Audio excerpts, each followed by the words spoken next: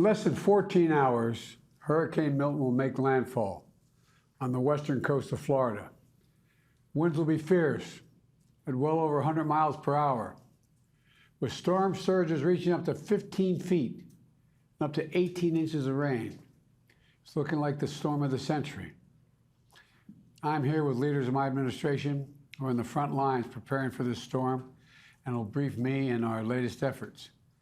To save lives and livelihoods, I want to emphasize a few things. First, many communities in Hurricane Milton's path do not have a moment to catch their breath between Helene and Milton. Two historic storms in 2 weeks. I want to thank everyone who has followed local guidance to evacuate ahead of landfall. I know it's really tough leaving behind your home, your belongings, everything you own. But I urge everyone in Hurricane Milton's path to follow all safety instructions as we head to the next 24 hours. It's literally a matter of life and death. Second, for the last week, my team has done everything possible to prepare for this storm. I immediately approved emergency declarations in Florida and the Seminole Tribe in Florida. I also surged search and rescue teams, water, food, power generators, ambulances to the region. In my direction, Administrator Criswell will be in the State Emergency Operations Center in Florida tonight. And Kamala and I are going to keep pressure on the companies so prices stay stable on gasoline, flights, and goods people need. Finally, we're teaming up with state and local officials to support impacted communities. I spoke with the Florida Governor DeSantis, with Mayor Tampa Castor, the Tampa Mayor, the Clearwater Mayor, Rector, and the Pinellas County Chairwoman, Peters. I offer them everything we need, everything we have, everything they need. And I made it clear to them they should reach out if there's anything more they need. I gave them my personal phone number here at the White House to contact me directly if that's necessary. Let me close with this. I want to thank the governors of all the affected areas over the last couple weeks. Florida, North Carolina, South Carolina, Georgia, Tennessee, Virginia. We've been in constant contact, and they've been very thankful and appreciative of the help the federal government is providing. And I'm appreciative of all they're doing as well. And I've told them to contact me with anything else they need. We have made available an unprecedented number of assets to deal with this crisis. We're going to continue to do so until the job is done. But now I want to be clear about something. Over the last few weeks, there's been a reckless, irresponsible, and relentless promotion of disinformation and outright lies that are disturbing people. It's undermining confidence in the incredible rescue and recovery work that has already been taken and will continue to be taken. And it's harmful to those who need help the most. There is simply no place for this to happen. Former President Trump has led the onslaught of lies. Assertions have been made that property is being confiscated. That's simply not true. They're saying people impacted by these storms will receive $750 in cash and no more. That's simply not true. They're saying the money is needed for this crisis is being diverted to migrants. What a ridiculous thing to say. It's not true. Now the claims are getting even more bizarre. Congresswoman Marjorie Taylor Greene, a congresswoman from Georgia, is now saying the federal government is literally controlling the weather. We're controlling the weather. It's beyond ridiculous. It's got to stop. In moments like this, there are no red or blue states. There's one United States of America, where neighbors are helping neighbors. Volunteers and first responders are risking everything, including their own lives, to help their fellow Americans. State, local, and federal officials are standing side by side. Let me repeat, no one should make the American people question whether their governments will make sure that this is acting when it strikes. They'll be there. We will, all of us. I'm going to turn it over to Vice President Harris, if that's okay with all of you. Thank you. Madam Vice President. Thank you, Mr. President.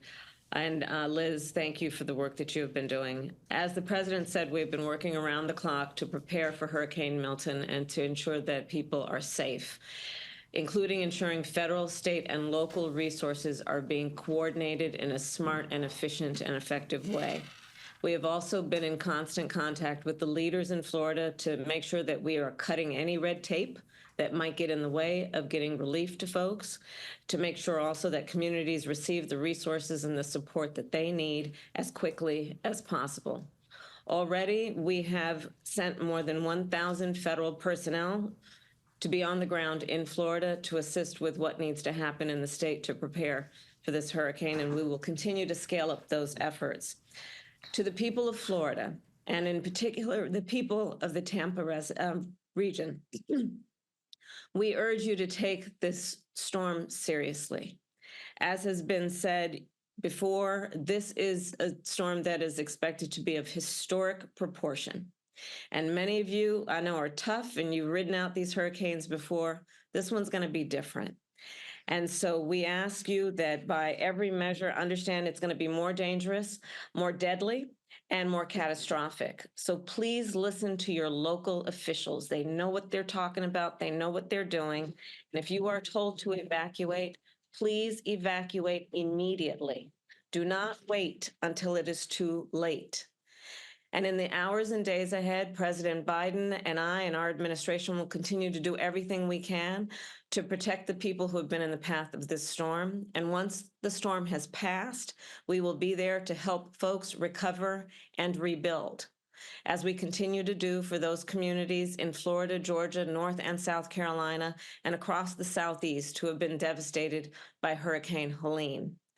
Finally, as the president mentioned, to any company that or individual that might use this crisis to exploit people who are desperate for help through illegal fraud or price gouging, whether it be at the gas pump, the airport, or the hotel counter, know that we are monitoring these behaviors and the situation on the ground very closely, and anyone taking advantage of consumers will be held accountable.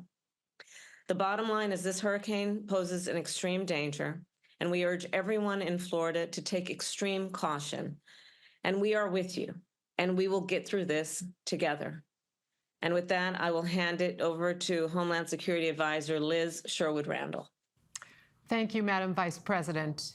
Mr. President, Madam Vice President, you will now receive a briefing on the latest forecast for Hurricane Milton and actions that we have taken to prepare for it and be ready to respond to it. You'll hear from Administrator of FEMA, Deanne Criswell, the Director of the National Hurricane Center, Mike Brennan, the Director of the National Weather Service, Ken Graham, Secretary of Homeland Security, Ali Mayorkas, and the Commandant of the Coast Guard, Admiral Linda Fagan. We'll begin the briefing with Administrator Criswell. Over to you, Deanne.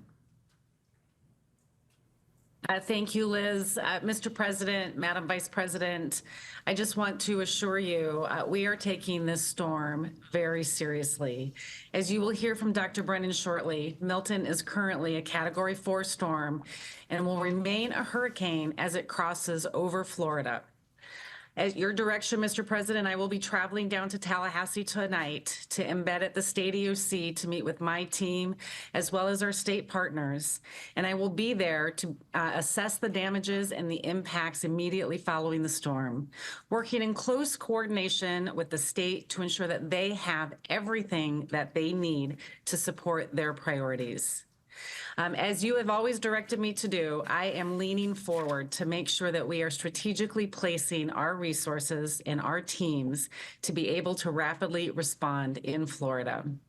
There are currently over 1,000 federal personnel on the ground in Florida supporting the efforts from Hurricane Helene, as well as the previous storms that have happened over the last few years. And I have directed, at your direction, an additional 1,200 search and rescue personnel from FEMA, the Coast Guard, and the Department of Defense to stage in Florida so they are ready to take action as soon as Milton makes landfall. This also includes 30 high water vehicles, helicopters, as well as boats to be able to go in and support the counties and the states as needed. I've also moved over 500 ambulances to help assist with the response, 6 incident management assistance teams, one specifically into Tampa and others throughout the region, multiple power assessment teams, and dozens of medical facility assessment teams so they can go in and check on the health and medical facilities as soon as the storm passes. And Mr. President and Madam Vice President, I have also moved millions of meals and liters of water into Florida to be able to support any of those immediate needs. I really appreciate, Mr. President and Madam Vice President, your continuous effort to help lift up the warnings and the guidance that you just gave about what people need to do in the path of Hurricane Milton. This is an extremely dangerous storm, and we need all of the residents that are in the path of the storm to listen to their local officials.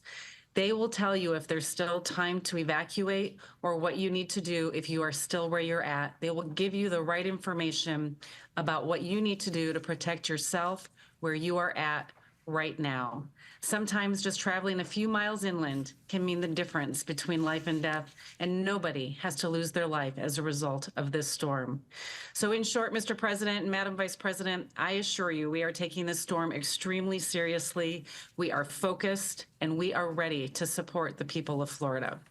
Dan, you're doing a hell of a job. You always have. We've been through a lot of this together, all three of us, including the Vice President.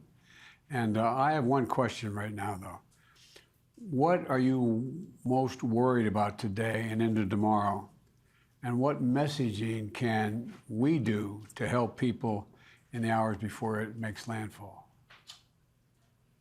Mr. President, the biggest concern is making sure people have gotten out of harm's way. Over the next 24 hours, we are going to see significant winds. We are going to see storm surge. We are going to see flooding from the rain. People need to be able to take this storm seriously. They need to move, if they still have time to move, out of harm's way. And we are prepared to support Florida with additional search and rescue assets to help save lives. That's our immediate concern, Mr. President, is saving lives over the next 24 hours. Have you ever seen a storm like this one since you've been in charge? I think this is going to be one of the biggest ones that we have seen after it makes landfall. I mean, we saw a lot of impact from Hurricane Ian, but this one is different. This one just looks different, and I think we're going to have a lot of impacts and people that are going to need our help, sir. Well, thank you very much. Administrator Criswell, Yes, ma'am. are we concerned about any misinformation or disinformation regarding evacuations that we need to clear up at this point? There's been a lot of misinformation out there, Madam Vice President, that's for sure. But I have not heard anything specific to the evacuations. I think that the local officials, the state officials have been very strong in getting that message out there and getting people to move out of harm's way. I was in Florida on Monday. I met with the mayor of Tampa as well as the mayor of St. Petersburg, and we saw people evacuating. And so they are listening to their local officials, and that was encouraging. That's great. Thank you. I think we'll move on then. Thank you, Administrator Criswell. We'll move to Director Brennan from the National Hurricane Center. Thank you, Liz. Mr. President, Madam Vice President, good afternoon. As Administrator Criswell mentioned, we are just hours away from seeing a potentially catastrophic hurricane landfall along the west coast of Florida, with the center of Milton expected to cross the coast late this evening or very early tomorrow morning. Is a powerful major hurricane and a large hurricane at that. We are already seeing multiple life-threatening hazards playing out across Florida. We have multiple tornado warnings in effect across portions of southern Florida. We're seeing winds increasing, heavy rainfall spreading across much of the state. And conditions are going to rapidly deteriorate over the next few hours, especially where landfall is going to occur along the west coast. That's where we're expecting that devastating storm surge of as much as 10 to 15 feet above ground level, from somewhere near the Tampa Bay region southward to Port Charlotte, with significant storm surge extending hundreds of miles even farther south to the Fort Myers and Naples area. And that is why we have been supporting so many evacuation decisions to get people away from that devastating storm surge. Time is running out now for people to leave along the west coast before conditions deteriorate further. Additionally, Milton is going to be a powerful hurricane when it makes landfall and move quickly across the state and remain at hurricane intensity as it moves across Florida tonight and as it enters the Western Atlantic during the day tomorrow. So that is going to bring the risk of hurricane conditions to much of the central portion of the state. We have hurricane warnings in effect from Fort Myers up through Tampa to Cedar Key along the West Coast, all the way through the I-4 corridor across Orlando to Daytona Beach, up to St. Augustine, including the Cape Canaveral area and the East Coast down to Port St. Lucie. So a large area is at risk of seeing devastating wind impacts, widespread power outages, structural damage. And that could lead to a very unsafe environment after the storm, where we tend to see a lot of post-storm fatalities in this very dangerous environment that's left.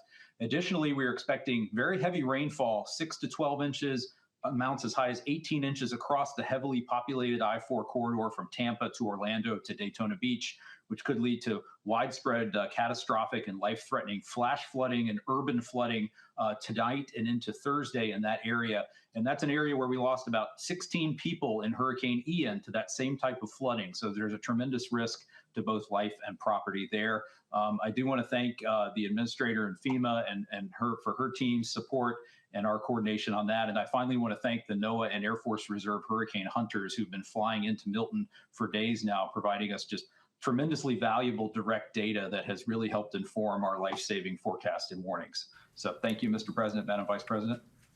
Mike, I know you're tired of hearing from me. I've been talking to you so much lately, but I appreciate your constant input you've given me and let me know what's going on. What more can you tell us about how the location of this storm is going to affect the storm surge in Florida? I mean, because that's pretty consequential, right? The surge. I mean, that's what you're focusing on. Yes, Mr. President, just a shift of a few miles in the landfall location will make a big difference in what area sees that very worst storm surge. So a track of the center to the north of Tampa Bay would push the highest storm surge into Tampa Bay itself. A track 5 or 10 or 20 miles south would push that higher storm surge, say, down to the Sarasota, Port Charlotte area. Even as close as we are to landfall, it's not really possible to tell exactly where that worst surge will occur. It's one wobble away from shifting 10 or 20 miles. So that's why we've conveyed that risk across such a large area to help support the evacuation of much of that west central coast of Florida. But Tampa Bay is particularly vulnerable, correct? Correct. Yes, Mr. President. It's one of the most vulnerable locations along the entire west coast of Florida because water gets funneled up into the bay. If you were to see a worst case scenario there, you could see storm surge as much as twice as high as they saw during Helene, where it got up to 7 or 8 feet in the bay. It could potentially get up above 10 feet in this event. Well, thanks a lot, Mike. I appreciate it. Hey, Mike, it's good to see you again, and thank you for all your work. So for the folks who have been living in Florida a long time and have experienced these storms many times, how are you talking with them about how this is going to be different? And so the difference between what they're used to and what this will be as a way to hopefully give them more encouragement to know that they need to get out. Yeah, thank you, Madam Vice President. Yes, we've been emphasizing the size and the intensity of the storm and the direction at which it's approaching, which is unusual and really raises that storm surge risk for the west coast of Florida. We typically see hurricanes approach the west coast of Florida from the south or southeast, moving parallel to the coast. This track more perpendicular to the coast really raises the storm surge risk. And the size of the storm is going to produce hazardous impacts across much of the peninsula. So we've been hitting the surge risk on both coasts, actually, the hurricane force winds, the flooding rainfall threat, the tornadoes, and trying to re-emphasize the scale and breadth of the threat, which is somewhat unusual for Milton. Thank you, and thanks for your good work. Mike, one more question. Yes, sir. For people listening, what is the width of the state of Florida from the Tampa Bay area across to Sebastian Inlet in that area to Palm Beach? What kind of distance are we talking about? Across the state of Florida, you're probably talking about, 150, 200 miles. That's an estimate, but the storm's going to be moving at 15 miles per hour. So it's going to be moving across that area very quickly. And the tropical storm force winds, the 30, 40 mile per hour winds or greater now extend almost out more than 200 miles from the center. They're going to get even larger as the storm approaches the coastline. So that's going to cause those wind impacts to affect much of the state. The reason I asked the question is I think at least for me, having done a lot of this the last 3 years, emphasizes the consequential damage this storm can do. I mean, it's going to enter Florida on the west as a hurricane and leave as a hurricane. And that's pretty unusual. Anyway, thank you. Yes, sir. Thank you. Thank you so much.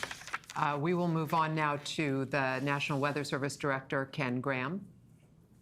All right, thanks, Liz. I appreciate it, and wanted to thank Administrator Criswell for everything through this, and Dr. Brennan as well. The Hurricane Center has been really focused on this and on it with such a great forecast the whole way. I just wish we could minimize those impacts, but that doesn't look like what's going to happen. So, Mr. President and Madam Vice President, we continue to work at the National Weather Service with our federal, state, and local decision makers during the storms.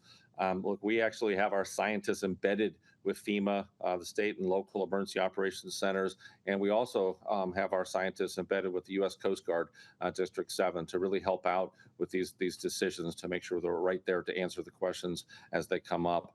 They're covering really the subtleties, as you've mentioned in this forecast.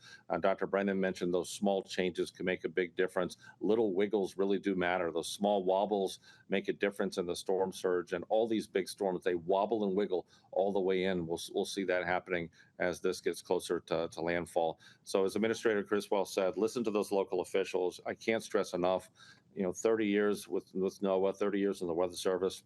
This is a particularly dangerous track. People really need to be getting into their safe locations as the impacts start deteriorating really quickly over the next few hours. Words really matter in these storms. Even if the winds decrease somewhat near landfall, we really try to avoid words like weaken. It really gives a false sense of security to the public. So we really want to stress that no matter what happens to that, the wind speed in this system, catastrophic impacts will result either way. The size of the wind speed, the actual size of it will be expanding, as Dr. Brennan was saying. So much of that impact will cover most of the peninsula. And Mr. President, like you said, Milton, think about it. It just goes over my mind over and over. Milton will enter as a hurricane and exit as a hurricane. So you'll see damage from the landfall point on the west coast, and you'll see damage on the east coast as well. So it's really important to focus on those impacts. Again, seeing those impacts on both coasts. We're really starting to see the impacts as we speak. I was just looking at the radar before doing this meeting here, and we've got tornadoes already touching down in some spots in Florida, and some have been confirmed that have touched down as well. And about 90% of those tornadoes occur on that right front quadrant of a tropical system. So we're really, our folks are at the Weather Service are on duty 24 hours a day, watching that radar to make sure that we can get those warnings out quickly to people so they can take cover. And as Dr. Brennan said, think about it, Mike, right, 140 miles wide. Now we're 200, and we expect it to be greater than 240 miles away from the center with these winds. So that's a huge area that we can see some of that damage. Very concerned about the storm surge, and I wanted to double down on something. It's not just Tampa Bay with that 8 to 12 foot forecast, or 10 to 15 down to Boca Grande. I mean, you could see 5 to 8 feet of storm surge all the way down to Chokoloskee. Think about Fort Myers, Naples, well away from that center. We just got to really keep reminding people they're not safe, even though you're not near the center of the storm. So we'll continue to really message that as we can. The other part of this, flooding could last a while. So unlike other areas with elevation, there's not much elevation in Florida. So some of these rivers are going to be slow to drain. Some of these rivers could stay up for about a week after the storm, and the storm surge will act as a blocker to drain some of that rain from the inland area. So that could really be add some challenges to some communities with the flooding and recovery efforts, as some of the roads will be pretty impassable. So, I was looking at this, Mr. President, Madam Vice President. Yesterday I said the clock was ticking. Today I'm saying the alarm bell's going off. People really need to start getting into their safe place. And as always, the Weather Service remains on duty 24/7 to make sure the decision makers have all the information they need and the updates to this storm. Ken, I'd like to focus on one thing you said. I don't think most people would think it, but the idea that sometimes it takes days for rivers to crest after a major storm like this. Are there any particular areas of concern that that are related to this type of flooding? And how long do you think the flooding conditions could last? In other words, I think people think once the winds are died down and have gotten through that, okay, we're all set. But these river flooding are consequential, and it takes time, right?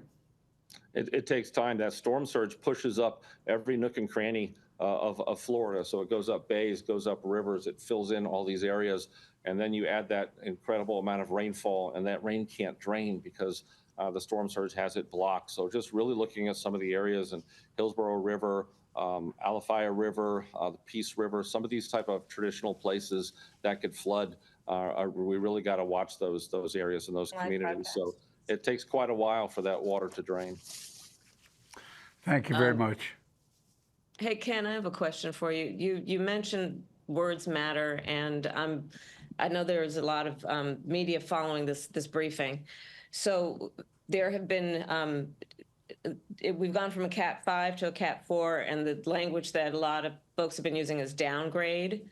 But it sounds like you're cautioning us that that may communicate a sense that the danger is lessened when in fact it's not. Can you talk a little bit about that? Because I know a lot of folks are watching right now and would love to have your feedback on how we should be talking about this. Yeah, we need everybody that communicates to the public to be on the same page with the words, because I've 30 years of doing this. I've seen this so many times. People will think, oh, it was a Cat 5, now it's a Cat 3. That's not a reason to relax. That's not weakened. That's not diminished.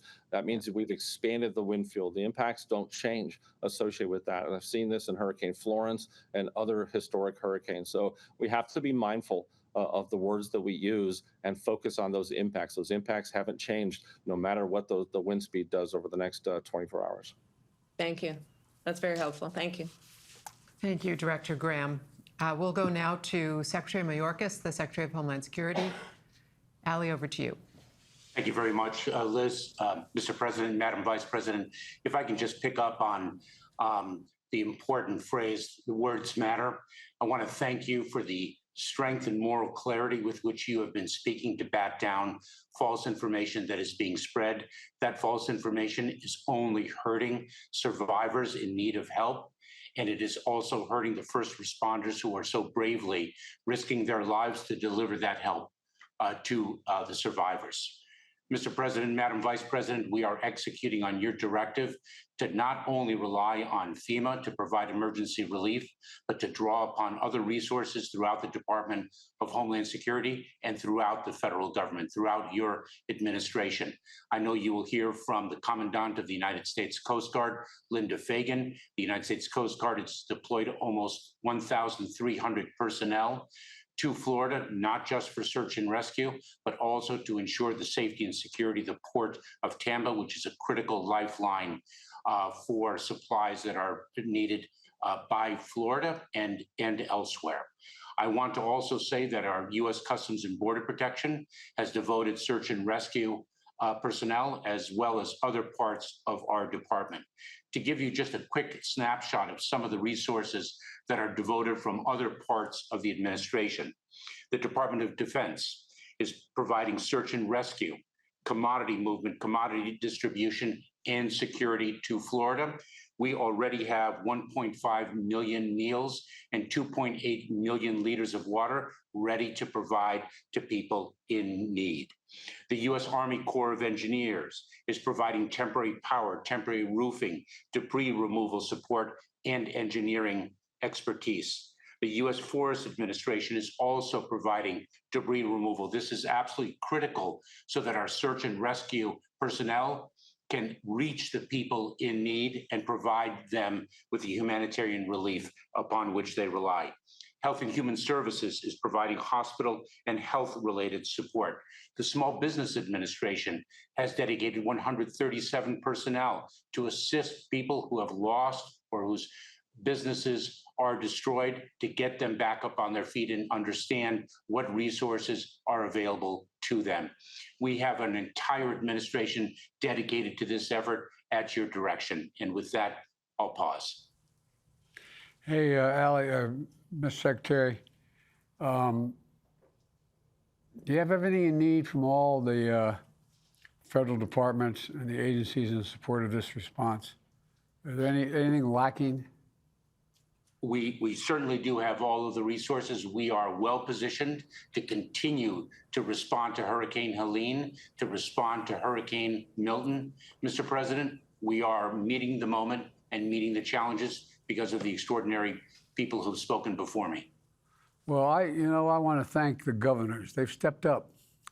All this disinformation going out about how, we're devoting all this money to migrants, and even one congresswoman suggesting that I control the weather and implying that I'm sending it to red states.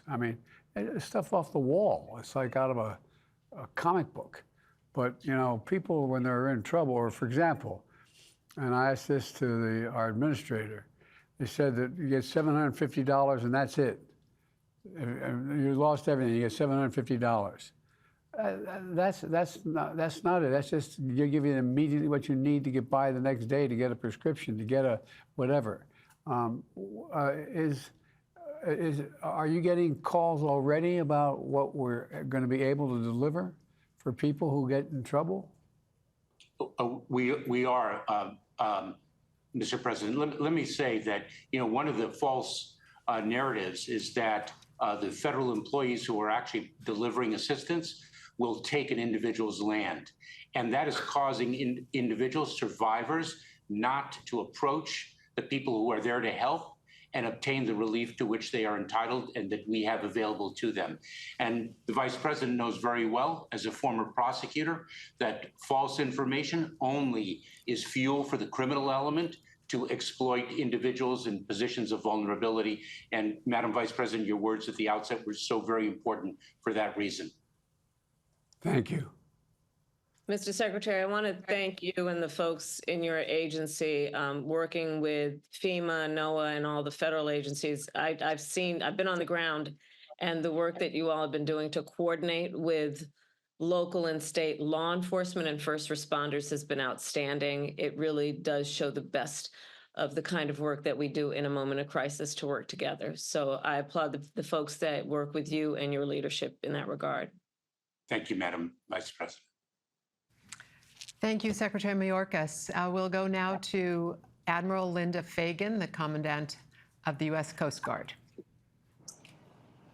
Thank you, Mr. President, Madam Vice President, and I want to assure you that the Coast Guard is ready to respond. We continue to monitor the storm closely and are mindful of how dangerous and devastating the storm is and the potential to the region, which is still recovering from Hurricane Helene. My senior field commanders are well integrated with both the state and local emergency responders and have stood up incident commands. We continue to surge personnel and assets from across the country into the region. And I want to highlight how we prepare for storms. And so we have people and helicopters and aircraft and boats and cutters that would have been in harm's way for the passage of this storm. And we have sorely moved those people and assets out of harm's way for the storm. They are ready and positioned to begin to move back into the region as soon as it is safe to do so. In addition to the aircraft and ships and boats, it includes shallow water boats, medical teams, pollution response teams, crisis support teams. Our top priority is saving lives and safeguarding the marine transportation system. This also includes responding to any pollution incidents. We will begin to move back into the region as soon as it is safe to do so, with our primary initial focus being life-saving work and reopening the ports to re-enable the flow of commerce. I want to focus just for a minute on the Port of Tampa, which is the largest port in Florida. And depending on the impacts of the storm, there could be some impacts to the port and commerce flow. We will conduct overflights as well as bring ships into the region to ensure that the channel and the harbor is clear and safe for commercial traffic. We will work with the Army Corps of Engineers and others to do those assessments. We'll work to reestablish the aids to navigation constellation and work with the pilotage in the area to ensure that ships are able to move safely in and out of the Port of Tampa. We'll also need to ensure that the port has electricity for handling cargo and cargo flows. So I share this with you, Mr. President, because we are myopically focused on regaining commerce flows into the Port of Tampa once the assessments are able to be made. It does take a little bit of time, but we will move with all urgency to ensure that Tampa is reopened for commerce and commercial flows. We continue to monitor the storm closely, and a number of our briefers have spoken on the need to heed the evacuation orders. And just like to emphasize that my first responders, and as one of the critical first response agencies pours a hurricane response like that, my first responders have moved out of harm's way and are not in the path of the storm. They are ready for immediate reconstitution into the area, and you will see them moving quickly. But as the storm effects come on, people really need to move into safe positions so that they do not lose their lives. Mr. President, your Coast Guard is ready to respond, and we are well positioned for that. Thank you, sir.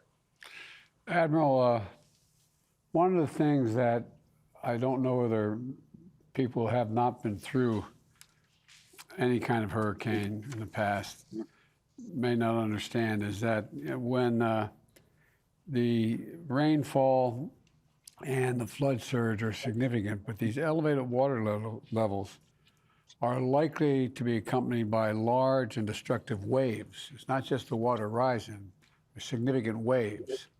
And what do you anticipate, if anyone else wants to respond, what do we anticipate in terms of the wave damage that's done? Not just the water rising, but these waves, large waves coming in.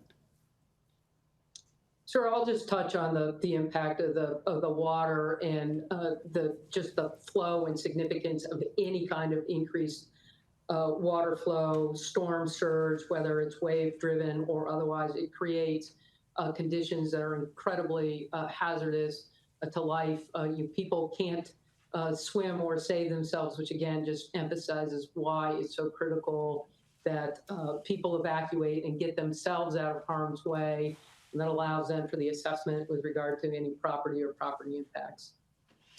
I know search and rescue is obviously the #1 priority immediately after the storm, but we know that the Port of Tampa is critical for the state and the state's economy and the region as well. What can you and the Army Corps of Engineers do to get the port quickly reopened once this storm passes through? Yes, thank you, Mr. President. We're already in conversations with the Army Corps of Engineers aligned on the need to begin those assessments as quickly as possible to determine whether there were any impacts from the storm or not and regain and reopen the Port of Tampa.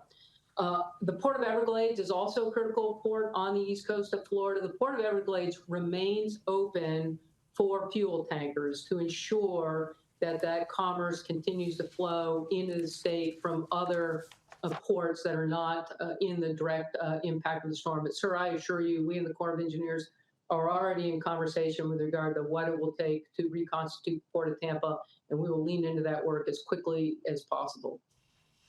Thank you, Admiral. Appreciate it. Commandant, I echo the President's words. Thank you for what you and the men and women of the Coast Guard have been doing in response to Hurricane Helene and now this. And your emphasis on the importance of the port in Tampa is critically important to recovery. So thank you for all the work that you are doing. I know that resources are spread thin in terms of your folks being on the ground in every area right now. And you're doing an extraordinary job. So thank you for that. Thank you, Madam Vice President. To each of the dedicated professionals on this screen, we are truly in your debt and in debt to your teams for what they are doing right now to prepare for and respond to what is coming to Florida this evening. With that, we will conclude the public part of this briefing. And if you'll just stay on the screen for a few minutes, we can I say one closing have further thing? conversation. Of course, Mr. President. Pass on to your folks how much we respect and understand. A lot of these folks are risking their lives. Yes. They're risking their lives to help other people. I mean, this is Americans helping Americans in ways that when, you know, to me, it's a measure of who we are as a nation when we see this happen.